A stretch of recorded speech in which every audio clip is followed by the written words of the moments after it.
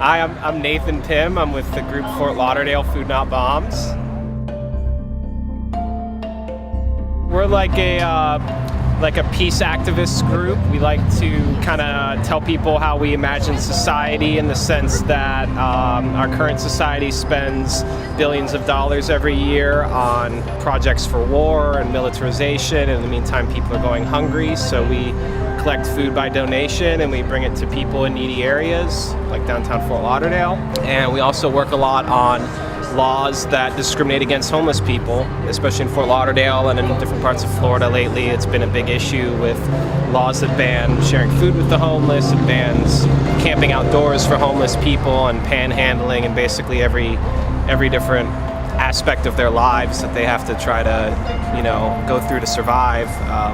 Lately, there's these new laws that criminalize all of them, so we do a lot to try to fight these laws and get them overturned, or try to get better policies implemented. We use art very actively to help our activities. We live in a very apathetic sort of situation with a lot of people in the country and in Florida today, so it's really hard to get people's attention.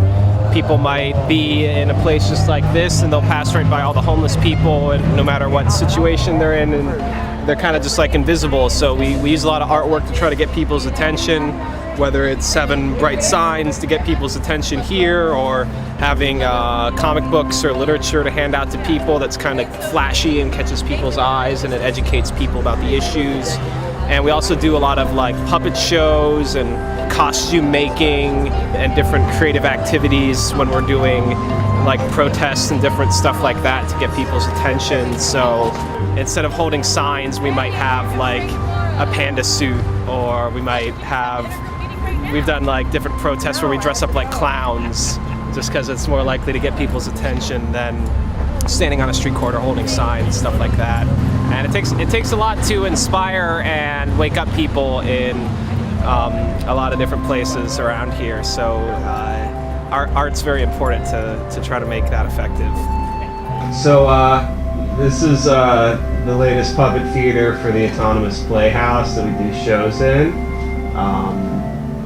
Right now we have some of our backdrops set up for our show, which is called Flower in the Kingdom of Fort Lauderdale. Throughout the years, we've done a lot of different shows on different topics. A lot of them are about like homelessness or war, or about like equal rights issues, stuff like that. But since we live here and we've been dealing with the way the city treats homeless people a lot, at one point some of my friends wrote a script, Flower in the Kingdom of Fort Lauderdale, that pretty much deals directly with those characters. So that's kind of like what we have to set up here, because with the city being making this kind of a pretty hot button issue lately, we've been hoping to try to do some more performances to kind of share a little bit of our history and experience with how that's been, because a lot of people think that the sharing van thing just happened recently and that's why the homeless people are treated so bad here, but it's actually something that's been going on for a really long time. Like Food Not Bombs and other groups around here might be doing different protest activities, and protesting tends to be pretty boring some of the times and sometimes not very effective. And in Florida it's very hot and there's just cars driving by. So we after a while we just started thinking of doing puppet stuff to do, because it makes people loosen up a little, lighten up more, and have a little bit more fun with whatever they're doing.